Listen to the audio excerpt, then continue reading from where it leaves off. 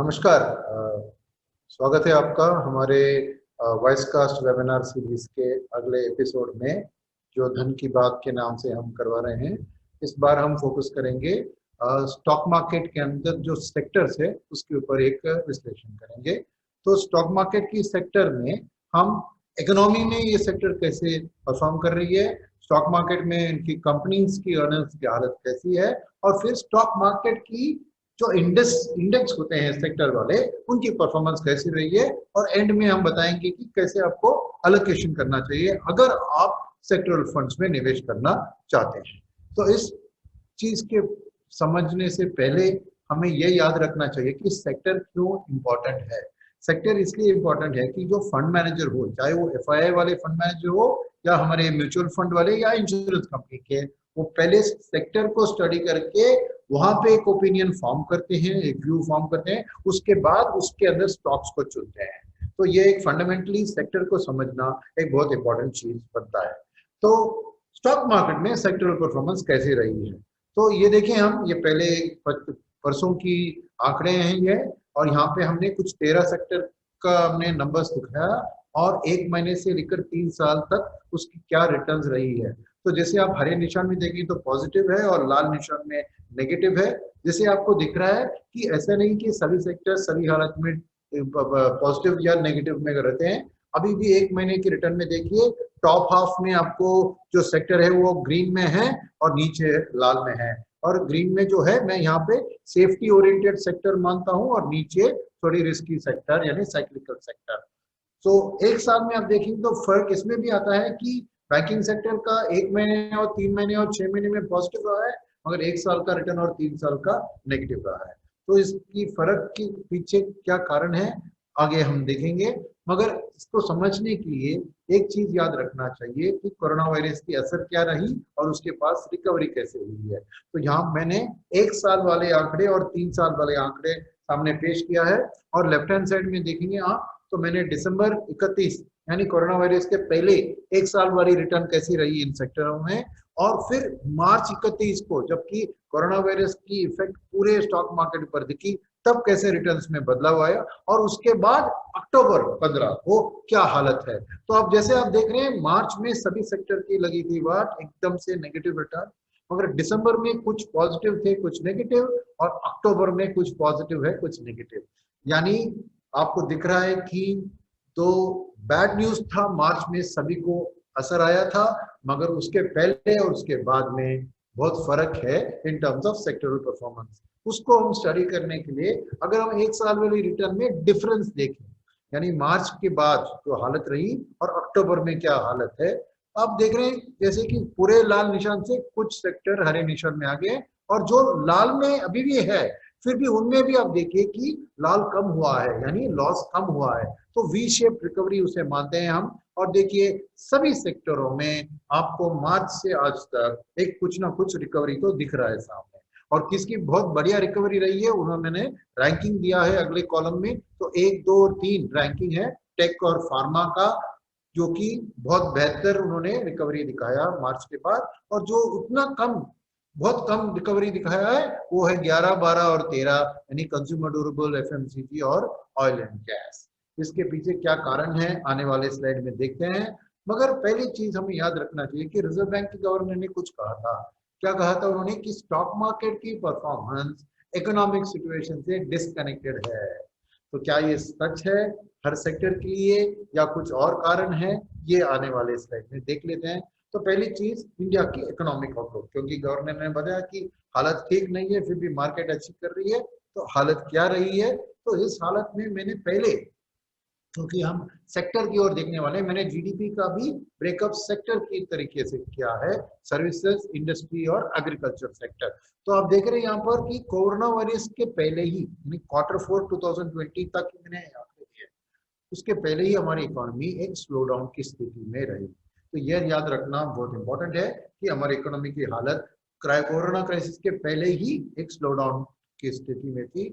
और जब क्राइसिस आई तो ये मेडिकल क्राइसिस थी, तो लॉकडाउन करने के बजाय कुछ और उपाय नहीं था गवर्नमेंट के पास, क्योंकि कोई वैक्सीन या क्योर सामने नहीं दिख रहा था। तो इस कंटेजियस महामारी को कंटेन करने के लिए उन्हें लॉकडाउन का इस्तेमाल किया। और सभी देशों ने किया मानते हैं, मगर इंडिया ने सबसे जबरदस्त, सबसे बहुत सीवियर लॉकडाउन, यानी 10 के नंबर थे आंकड़े सीवियरिटी का, 4 हफ्तों के लिए हमने टाइट किया। तो इसका असर नेचुरल इकोनॉमी के ऊपर पड़ा, मगर मेडिकली इसका एक अच्छा असर यह हुआ कि इनिशियली हमने अर्बन इंडिया में लोकेट कर दिया था इस वायरस के प्रॉब्लम को, और रूरल इंडिया को बचा दिया इस महामारी से।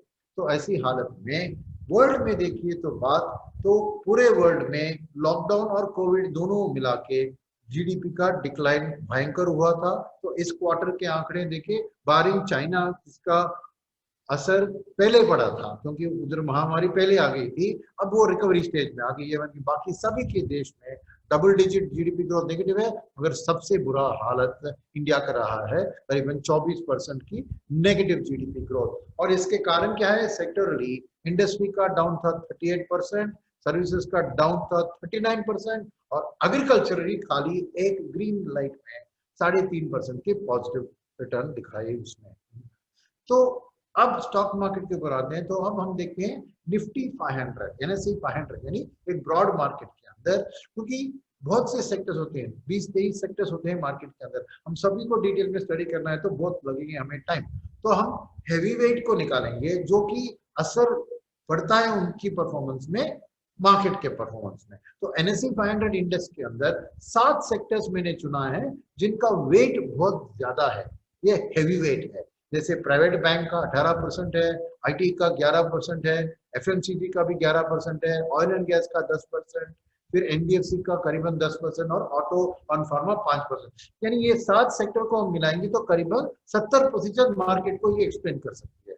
तो इनमें ध्यान दे देंगे तो हमें पूरी मार्केट की एक जानकारी आ जा सकती है। तो यहाँ पे देखिए कि एक साल का रिटर्न, जैसे पहले भी बताया, मार्च में लेफ्ट में जो है डेटा मार्च का है, सभी का नेगेटिव रहा।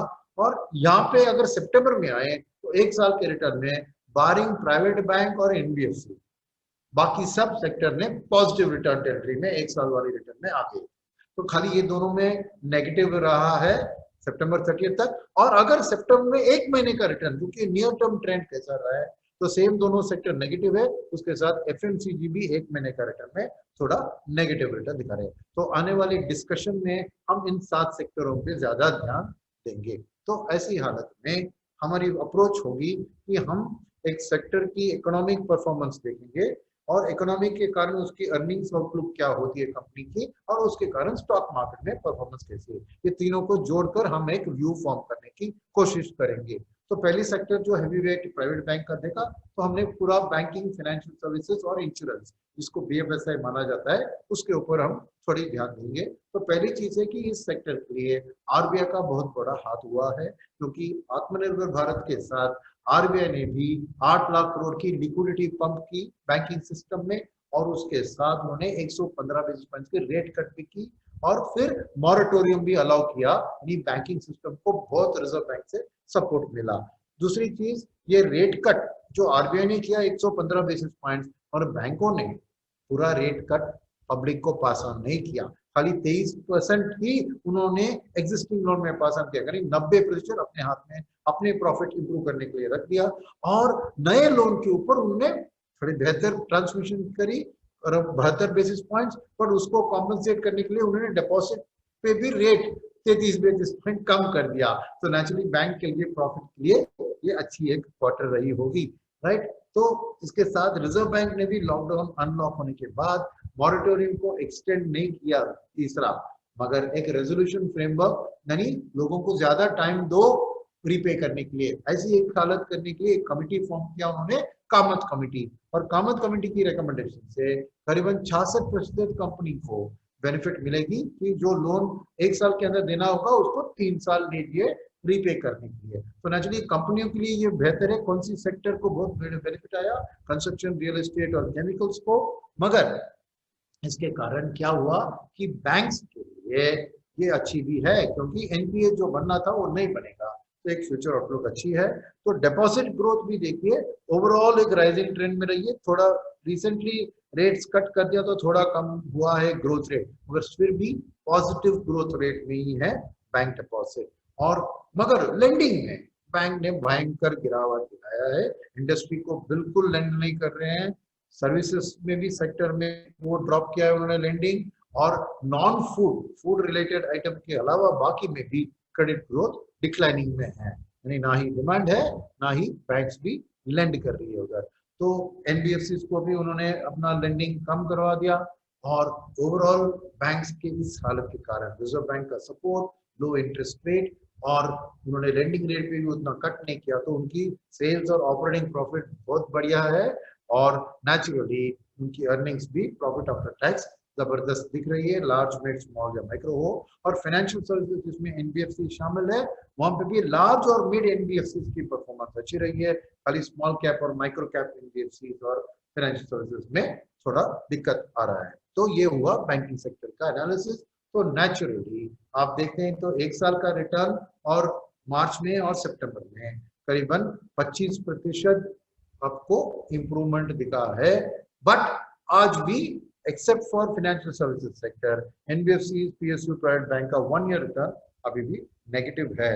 मगर एक महीने का रिटर्न में भी आप नेगेटिव देख रहे हैं, मगर अक्टूबर 15 को नीचे वाले टेबल में देखिए, कामत कमेटी की रिकमेंडेशन आने के बाद रिजर्व बैंक की पॉलिसी में जो अनाउंसमेंट हुआ उसका पॉजिटिव असर आपको नीचे दिख रहा है कि 1 महीने से 6 महीने का रिटर्न अभी बैंकेक्स और निफ्टी फाइनेंशियल सर्विस इंडेक्स का पॉजिटिव बन गया है, अभी खाली 1 साल का इंप्रूवमेंट होना बाकी है। तो ये थी हमारी बैंकिंग सेक्टर की एनालिसिस। अब आते हैं दूसरी जो हैवी वेट आपने देखा उस सेक्टर इंडेक्सेस में, इंफॉर्मेशन टेक्नोलॉजी, आईटी। मगर आईटी में हालत क्या है कि आईटी का दुनिया वर्ल्ड के साथ कनेक्टेड है, हमारे डोमेस्टिक इकोनॉमी के साथ नहीं। तो यहाँ पे वर्ल्ड में क्या हो रहा है कि महामारी के अगेंस्ट एक रेट कट भी कर रहे हैं, नोट छाप भी कर रहे हैं, और गवर्नमेंट भी खर्चा कर रही है। तो रेट कट तो भयंकर, अब देखिए पिछले क्राइसिस के माफिक कितना रेट कट हुआ है, और लिक्विडिटी की भी भरपूर सप्लाई दिया है सेंट्रल बैंकों ने, और फिस्कल डेफिसिट को भी भयंकर एक्सपेंड किया, करीबन 13%, इनफैक्ट अमेरिका में करीबन 19% फिस्कल डेफिसिट टच करने वाले। तो बहुत खर्चा इस प्रॉब्लम के सामने गवर्नमेंट ने लगाया। तो नेचुरली एक वी शेप रिकवरी वर्ल्ड में बनती है, क्योंकि तो इसके साथ एक लॉकडाउन के जरिए उन्हें कंटेन भी किया, और एक वैक्सीन और क्यूर भी जल्द मिल जाएगा ऐसी उम्मीद भी सामने है। तो globally definitely post Covid world में आप देख रहे हैं कि आईएमएफ ने रिकवरी को upward basis points 80 basis points improve कर दिया, वी शेप दिख रहा है। और इसमें चाइना सबसे पहले अव्वल नंबर पे रहेगी, फिर एवरेज वर्ल्ड, उसके अंदर इमर्जिंग पहले, उसके बाद फाइनली एडवांस कंट्रीज की ग्रोथ रहेगी। तो वर्ल्ड भी एक रिकवरी की सिचुएशन में है, ये एक्चुअल आंकड़े जो आईएमएफ पब्लिश करती है। तो इसको सपोर्ट देने वाली चीज है बाल्टिक फ्रेट इंडेक्स, जहां पे आप देखेंगे कि दिसंबर के लेवल जो 1100 के लेवल पे थे, 40% की गिरावट आई कोविड के कारण 600 के लेवल, मगर अब 3 गुना बढ़ चुकी है ट्रेड की इंडेक्स, यानी बहुत से लोग शिप को बुक कर रहे हैं फ्यूचर में अपने सामान भेजने के लिए। तो ये भी एक वी शेप रिकवरी को इंडिकेट करता है हमारे सामने। तो ऐसी हालत में नेचुरली यूएस स्टॉक मार्केट में भी देखिए टेक हेवी जो है नास्डैक, उसकी रिटर्न करीबन डाउ जोन्स और एसएनपी से दुगना रेट पे चल रही है। यानी टेक कंपनीज के लिए इस वी शेप रिकवरी में बहुत बढ़िया फ्यूचर दिखता है, क्योंकि इस महामारी ने क्या किया, लॉकडाउन और महामारी ने साथ मिला के वर्क फ्रॉम होम और वहां पे डेटा का यूसेज हेवी और इंटरनेट बेस्ड कंपनीज को भी बहुत बेनिफिट मिल रही है। तो नेचुरली टेक्नोलॉजी सेक्टर के लिए ये क्राइसिस एक बढ़िया सेक्टर, बढ़िया वक्त बनी है। और इसलिए हमारे आईटी कंपनी भी देखिए अर्निंग्स के अंदर sales, operating profit, profit after tax, सब में उनको एक अच्छी हालत दिख रही है। तो नेचुरली स्टॉक मार्केट में भी मार्च के भले ही 17% नेगेटिव रिटर्न रहा 1 ईयर का, अब करीबन 28% पॉजिटिव है। तो 45% की वी शेप रिकवरी आपने देखा आईटी सेक्टर के इंडेक्स में। और अक्टूबर 15 का डेटे लीजिए तो 1 मंथ से 3 ईयर आईटी का पॉजिटिव ही रहा है। तो आईटी सेक्टर की performance Indian stock market, Indian earning economy के परफॉर्मेंस से डिस्कनेक्टेड है, आरबीआई का मुझे मानना है। अगर इसका कारण ये है कि आईटी सेक्टर एक एक्सपोर्ट ओरिएंटेड सेक्टर जो वर्ल्ड की रिकवरी के ऊपर डिपेंड है, इंडियन इकोनॉमी के ऊपर नहीं डिपेंडेंट है। तो ये एक एक्सप्लेनेशन है जो आरबीआई गवर्नर का स्टेटमेंट का आईटी। दूसरा ऐसे सेक्टर जो एक्सपोर्ट ओरिएंटेड है ज्यादातर, वो है हेल्थ केयर। इसके अंदर फार्मा, हॉस्पिटल्स, डायग्नोस्टिक्स, ये सब आते हैं। तो हेल्थ केयर सेक्टर में भी देखिए कोविड के कारण उनकी बिजनेस भी इंप्रूव हुई है। नेचुरली एग्जिस्टिंग अर्निंग्स बहुत बेहतर है और फ्यूचर के लिए भी आप देखिए करीबन 76% इंप्रूवमेंट हुआ है 1 ईयर रिटर्न में, और 1 मंथ से 3 ईयर तक जबरदस्त रिटर्न है। क्यों? क्योंकि ना ही एग्जिस्टिंग उनके डिमांड सिचुएशन हॉस्पिटल्स के लिए डायग्नोस्टिक्स के लिए अच्छी है, बट फार्मा कंपनीज के लिए, क्योंकि महामारी की अगेंस्ट जो वैक्सीन या क्योर किसी भी देश में उसका डिस्कवरी होता है, अल्टीमेटली मैन्युफैक्चरिंग उसका बल्क में इंडिया को आना ही पड़ेगा, क्योंकि हमारे जैसा जेनेरिक बल्क ड्रग फैसिलिटीज किसी और देश के पास नहीं है। तो सभी इंडियन फार्मा कंपनीज के लिए कुछ ना कुछ ऑर्डर मिल सकता है जैसे ही वैक्सीन अप्रूव हो जाए एफडीए के थ्रू या कोई मेडिकल रेगुलेटर के थ्रू, तो तब नेचुरली इनकी बिजनेस में बूम आएगी। तो मार्केट उसको एंटिसिपेट करते हुए आज फार्मा स्टॉक्स को लेकर ऊपर जा रही है। तो ये है, और ये भी नेचुरली इंडियन इकोनॉमी के परफॉर्मेंस से ये डिस्कनेक्टेड है। तो इसका भी आंसर है कि क्योंकि ये आउटवर्ड लुकिंग सेक्टर है, राइट। तो अब आते हैं तीसरी जो बड़ी सेक्टर, वहां पे देखा हमने कंजम्पशन। कंजम्पशन के अंदर दो तरह के कंपनीज है, एक एफएमसीजी है, फास्ट मूविंग कंज्यूमर गुड, यानी मैंने डे टू डे इस्तेमाल करने वाले आइटम, सोप, शैम्पू, ऐसी बातें। तो ये एक सेफ सेक्टर, क्योंकि किसी भी हालत में आप तो बिना सोप के नहीं रह सकते ना, तो कुछ ना कुछ खरीदारी तो करते रहेंगे सोप का, तो वो एक सेफर सेक्टर माना जाता है। मगर कंज्यूमर डिस्क्रिशनरी जो कहते हैं, यानी डिस्क्रिशन है आपके पास, खरीदे या ना खरीदे। अगर आपके पास बहुत पैसा है, आपका मूड अच्छा है तो खरीदेंगे, नहीं तो नहीं खरीदेंगे। तो ये डिस्क्रिशनरी थोड़ा रिस्कियर है। जब भी पैसा बहुत है और आउटलुक अच्छी है तो ये बढ़ती है, नहीं तो ये घटती है। तो ये दोनों मिक्स है कंजम्पशन के अंदर सेक्टर। तो इसमें सपोर्ट देने वाली चीज है सेंट्रल गवर्नमेंट की प्लान की रेवेन्यू एक्सपेंडिचर एक तरफ, और दूसरी की गवर्नमेंट की कंजम्पशन, जो अल्टीमेटली प्राइवेट लोगों के हाथ में पैसा देती है। करीबन गवर्नमेंट डबल डिजिट खर्चा कर रही है, मगर प्राइवेट सेक्टर में देखिए तो private consumption as it is एक लो सिंगल डिजिट पे ही चल रही थी, तो वो एकदम से 26% लास्ट क्वार्टर में गिरावट आई। तो कंजम्पशन की एक मिक्स्ड हालत है फ्रॉम गवर्नमेंट एंड प्राइवेट। और अर्बन में देखें कंजम्पशन, तो धीरे धीरे आपको रिकवरी दिख रहा है, बट इतना शार्प भी नहीं है। एक धीरे धीरे रिकवरी आपको वेरियस कंजम्पशन इंडेक्सेस में दिख रही है। और बैंक्स ने मगर रिटेल लोन्स बढ़ा दिए हैं, देखिए बढ़ रहा है, वी शेप रिकवरी दिख रहा है, क्योंकि अब बैंक्स ज्यादातर हाउसिंग लोन और पब्लिक को लोन देना शुरू कर दिया है। क्रेडिट कार्ड की आउटस्टैंडिंग्स भी गिरने के बाद बढ़ रही है। टोटल पर्सनल क्रेडिट मगर क्लीन पर्सनल लोन पे थोड़ा गिरावट और स्टेबलाइजेशन हो रहा है, अभी वी शेप रिकवरी नहीं हुआ है। तो ऐसी हालत में कंज्यूमर गुड्स कंपनीज की परफॉर्मेंस एक नेगेटिव जीडीपी ग्रोथ क्वार्टर में बहुत बहुत भयंकर खराब रही है। लाल निशान दिख रहा है आपको sales, operating profit, profit after tax या फिर मार्जिन चेंज में। तो ऐसी हालत में नेचुरली थोड़ा इंप्रूवमेंट है, मगर जितना आईटी हेल्थ केयर और उसमें देखा उतना डेल्टा नहीं है, खाली सिंगल डिजिट में 1 ईयर रिटर्न का चेंज हुआ है। अभी आने वाले दिन में दिवाली की फेस्टिवल को देखते हुए हम एक फ्यूचर का क्लियर कट डिसीजन देख पाएंगे। मगर ये भी रिटर्न जो दिख रहा है ये भी जस्टिफाइड नहीं है, क्योंकि अर्निंग्स जो देखा आपने प्रीवियस स्लाइड में बहुत खराब है। तो ये एक फ्यूचर की उम्मीद के ऊपर चल रही है। तो आरबीआई गवर्नमेंट का मानना सही है कि परफॉर्मेंस जो भी थोड़ी भी पॉजिटिव है वो डिस्कनेक्टेड है from the economic performance of the consumption stocks, right. तो कंजम्पशन से जुड़े हुए सेक्टर और एक है ऑटो सेक्टर। तो ऑटो सेक्टर के अंदर क्या हालत है कि कमर्शियल व्हीकल की हालत, चाहे वो मीडियम हेवी कमर्शियल व्हीकल हो या फिर लाइट कमर्शियल व्हीकल, सबकी हालत बुरी है। क्योंकि जीएसटी के बाद ही ऐसे हेवी व्हीकल्स के अंदर डिमांड घट गई है, बिकॉज जीएसटी के कारण चेन्नई से दिल्ली आज एक व्हीकल 3 दिन में जाके आ सकता है, पहले लगते थे 7 दिन। तो डबल दी कैपेसिटी हो गया ऑटोमेटिकली, तो नए व्हीकल की रिक्वायरमेंट भी कम है। तो ये एक साइक्लिकल स्लोडाउन में है कमर्शियल व्हीकल सेक्टर। मगर होलसेल और रिटेल पैसेंजर व्हीकल सेक्टर देखिए वी शेप रिकवरी सामने दिख रही है। At the same time rural में देखिए ट्रैक्टर की सेल्स बहुत जबरदस्त है। इसका कारण मैं बताता हूँ। पहले मैंने बताया कि करीबन 3.5% का पॉजिटिव एग्रीकल्चर की जीडीपी ग्रोथ रही इन दैट लास्ट क्वार्टर, मगर उसका और भी डिटेल में बाद में बताऊंगा। अब के लिए याद रखिए कि ट्रैक्टर की सेल्स बहुत जबरदस्त बढ़ रही है। तो ओवरऑल में देखिए टू व्हीलर लास्ट ईयर के माफिक 70% के लेवल पे है, कार 95% के लेवल पर, और ट्रैक्टर 180%। खाली ट्रक और बस एक बहुत दबी हुई स्थिति में है। तो ऐसी हालत में बैंक्स भी रिटेल कार लोन्स और व्हीकल लोन्स को बढ़ाने लगे हैं। और पार्ट और ट्रांसपोर्ट इक्विपमेंट वाले लोन भी बढ़ रही है वहां पर। मगर ऑटो सेक्टर की परफॉर्मेंस बहुत खराब रही है इन terms of the earnings growth of the last quarter, right. तो ये सब रिकवरी जो दिख रहा है वो धीरे धीरे सामने दिखेगा, मगर अब तक अर्निंग्स में उसका कोई पॉजिटिव असर नहीं है। मगर ऑटो सेक्टर की परफॉर्मेंस स्टॉक मार्केट में बहुत जबरदस्त इंप्रूव हो गई है। फ्रॉम -42% आज 1 ईयर का रिटर्न है +8%, यानी ऑलमोस्ट 50% की डेल्टा। और यहाँ भी देखिए 1 महीने से 1 साल तक पॉजिटिव। तो एक बुरी इकोनॉमिक हालत, मगर स्टॉक मार्केट में ऐसे तो आरबीआई गवर्नर का यही रेफरेंस था कि मार्केट की performance is disconnected from the economy performance. ये क्यों है, कारण क्या है?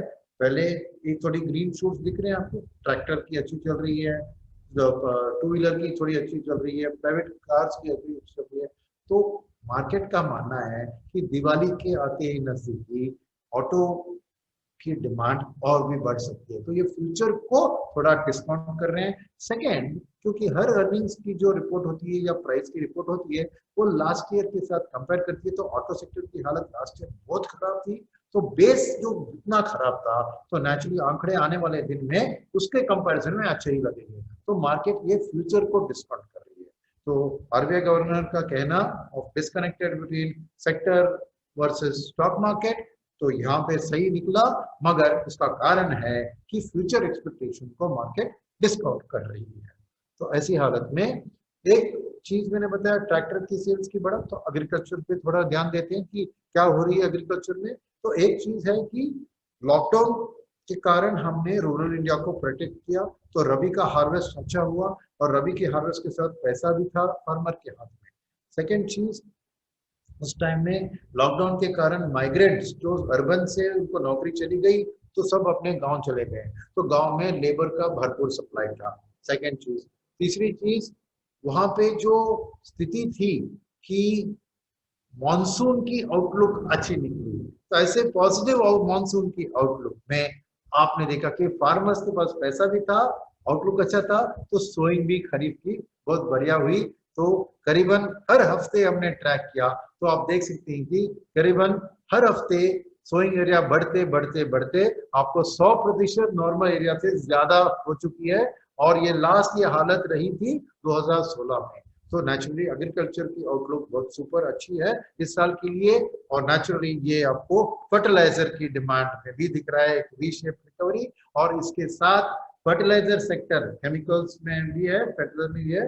फर्टिलाइजर में देखिए आपको sales, operating profit, profit after tax सब अच्छी स्थिति में बदल रहे हैं। तो एग्रीकल्चर की आउटलुक अच्छी है। और गवर्नमेंट ने भी एक बहुत जबरदस्त जो रिफॉर्म पास किया, पॉलिटिकली इसमें अपोजिशन हो रहा है, मगर देश के लिए बढ़िया है, क्योंकि फार्मर को फ्रीडम मिलेगी प्राइस डिटर्मिनेशन, और उनकी प्राइस रियलाइजेशन भी बेहतर होगी, और ultimately productivity of Indian agriculture भी बहुत इंप्रूव हो सकती है। तो हम मानते हैं इसको एक watershed moment in the history of Indian agriculture, right. तो नेचुरली स्टॉक मार्केट में भी केमिकल सेक्टर का परफॉर्मेंस, जिसमें पेस्टिसाइड, फर्टिलाइजर सब शामिल होते हैं, आप देख रहे हैं कि -21% से +41% बाय जबरदस्त 62% की इंप्रूवमेंट आप देख रहे हैं केमिकल सेक्टर में, राइट। तो और एक सेक्टर जिस जो उसके बारे में बात करेंगे ऑयल एंड गैस, बट इसमें इकोनॉमिक न्यूज उतनी अच्छी नहीं है, मगर फिर भी स्टॉक मार्केट परफॉर्मेंस अच्छी थोड़ी है, क्योंकि इसमें कारण यह है कि एक कंपनी जिसका मैं नाम नहीं लूंगा, जिसको आपको पता है, जो ऑयल एंड गैस सेक्टर में होता है, मगर जिसका income oil and gas, telecom और रिटेल तीनों से आते हैं, तो उसकी स्टॉक प्राइस की परफॉर्मेंस उसको रिफ्लेक्ट करती है। तो ऐसी हालत में overall oil and gas sector के लिए, देश के लिए पेट्रोल प्राइस की गिरावट बहुत बढ़िया रही, मगर ऑयल एंड गैस सेक्टर के लिए ये अच्छी खबर नहीं है कि $80 से आज $40 में गिर गया है क्रूड की प्राइस। और नेचुरली क्रूड की प्रोडक्शन भी डिक्लाइनिंग में है।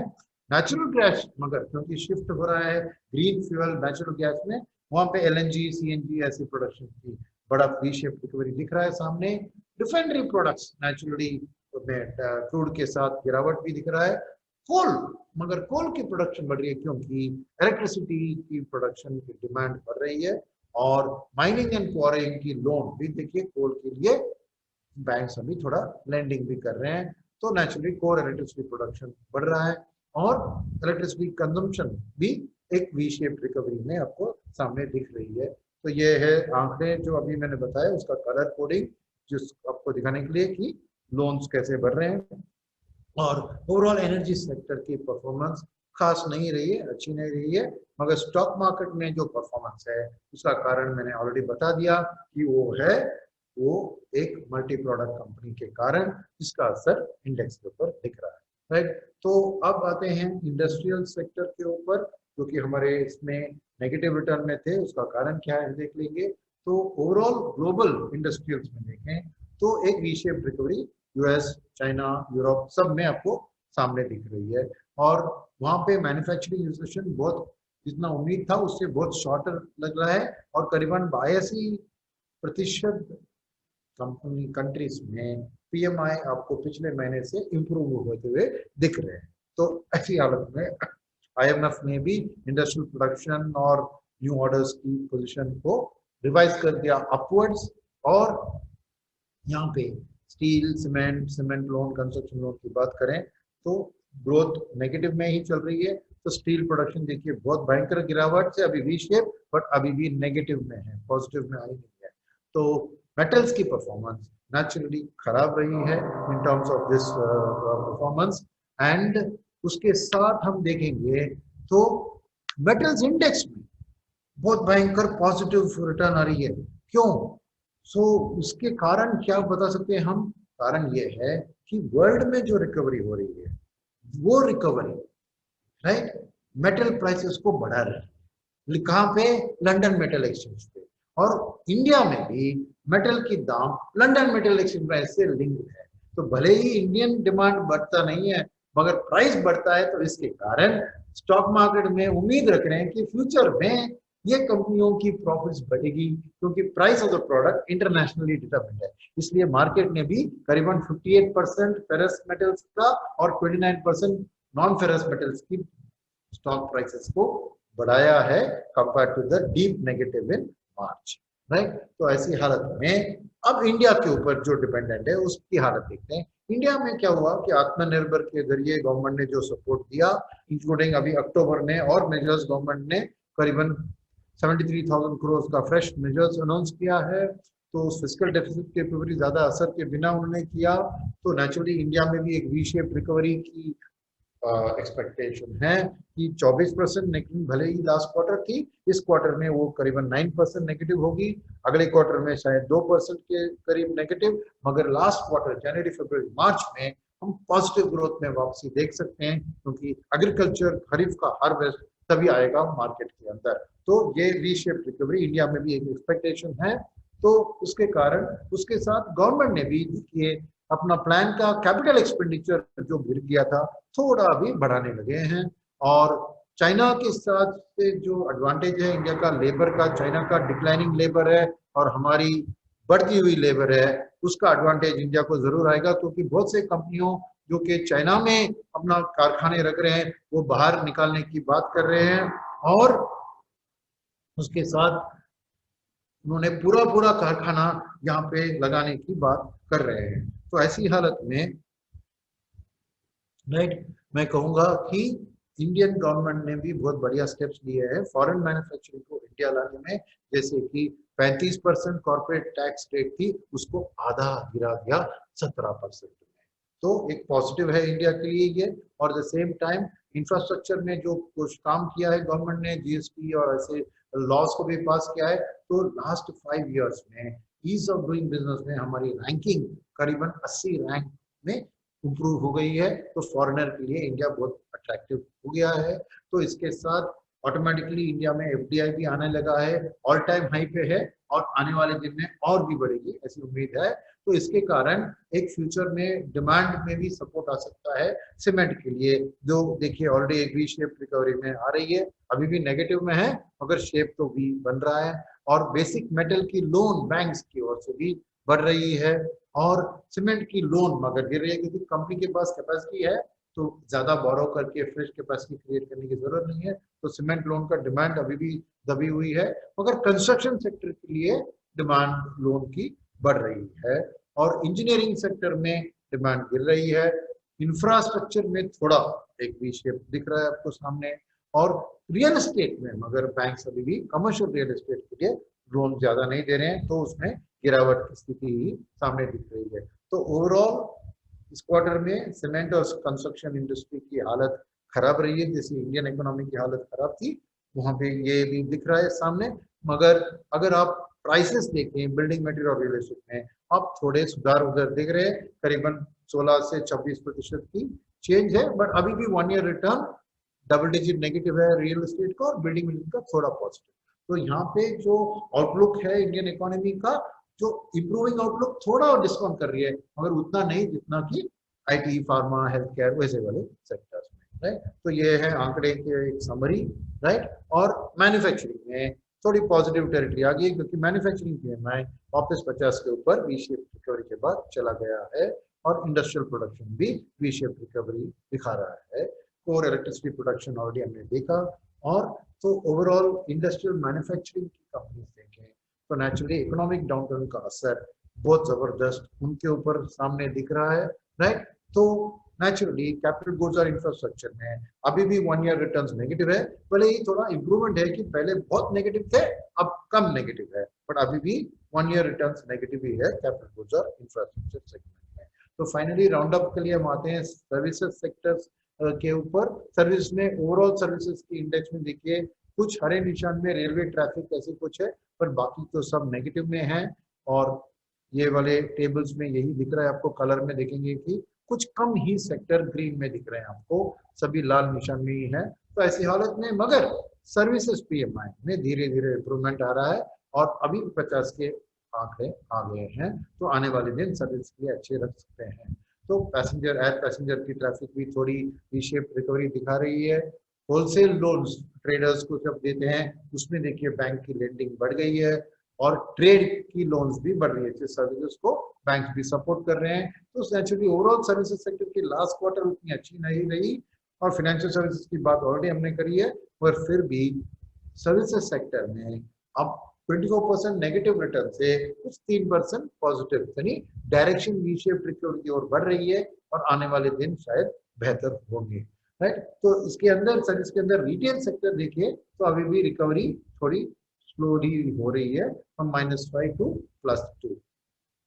टेलीकॉम सेक्टर भी सर्विसेज के अंदर शामिल है। तो टेलीकॉम के अंदर आप देख रहे हैं कि सेलफोन की सब्सक्राइबर बेस और ब्रॉडबैंड की सब्सक्रिप्शन में दोनों में गिरावट है, मगर मीडिया की लेवल में जेफरीज की टीवी एंड इंडेक्स देखिए जबरदस्त बढ़त दिख रहा है, क्योंकि वर्क फ्रॉम होम में सभी लोग ज्यादा टेलीविजन देखने लगे हैं। तो ओवरऑल टेलीकॉम सेक्टर की अर्निंग्स अच्छी रही है, मगर मीडिया कंपनियों की हालत बुरी रही है।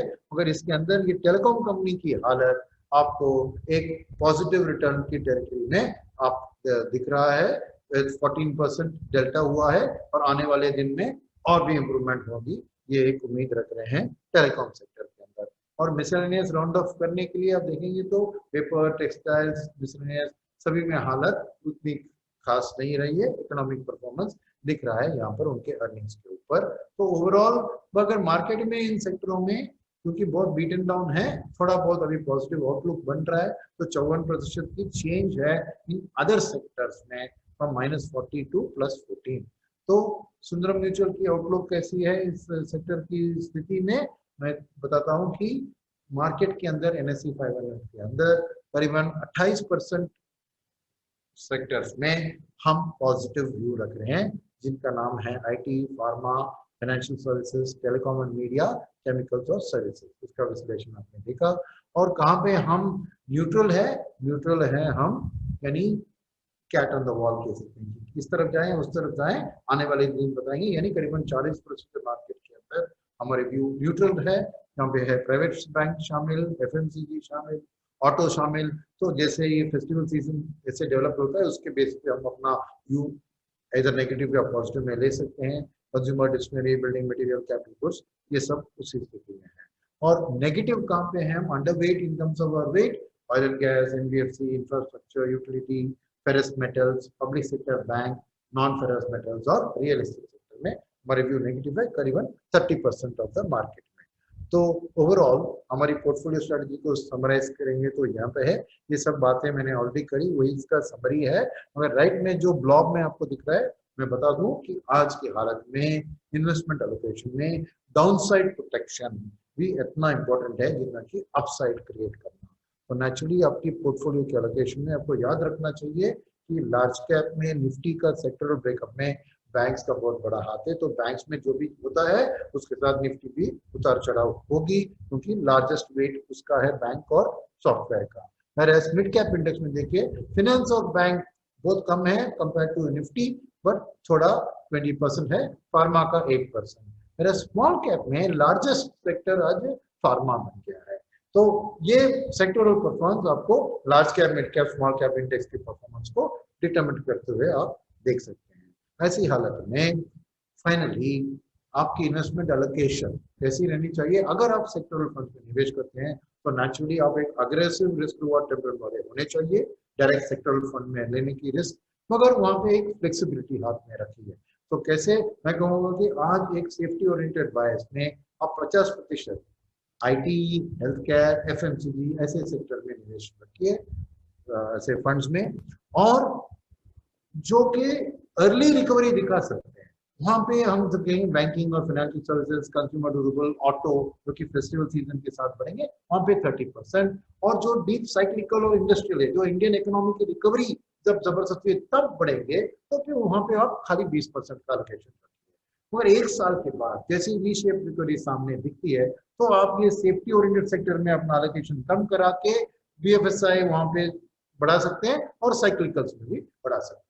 तो ऐसी एक सोच रखने से आपको भी अपने फ्यूचर के लिए बेहतर एक रिटर्न मिल सकता है। थैंक यू, धन्यवाद। और इस कोविड के टाइम में सेफ रहिए, stay safe home and stay safe. Thank you. Mutual fund investments are subject to market risks. Read all scheme-related documents carefully.